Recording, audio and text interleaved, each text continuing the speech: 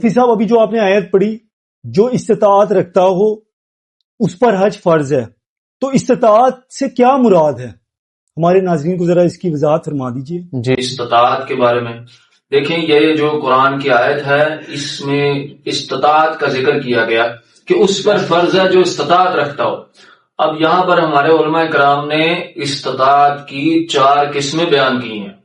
ایک ہے مالی استطاعت وہ رکھتا ہو، دوسری ہے وہ جسمانی استطاعت رکھتا ہو، تیسرا ہے کہ رستے کی استطاعت رکھتا ہو، اور چوتھا ہے عورت کے لیے جو اس کے ساتھ محرم ہو. اب مالی استطاعت سے کیا مراد ہے؟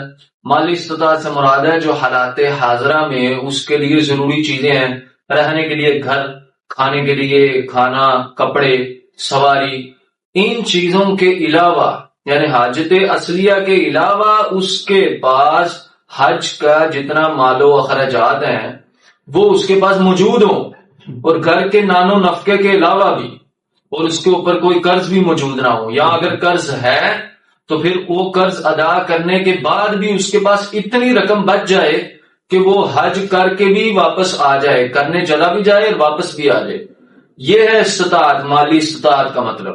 اب جسمانی استطاعت کا کیا مطلب ہے؟ کہ یعنی وہ بندہ بیمار نہ ہو، وہ صحت مند ہو، اور وہ بڑا ضعیف نہ ہو، کہ یعنی وہ حج کے رکن ہیں ان کو کرنے کی وہ پوری طاقت رکھتا ہو.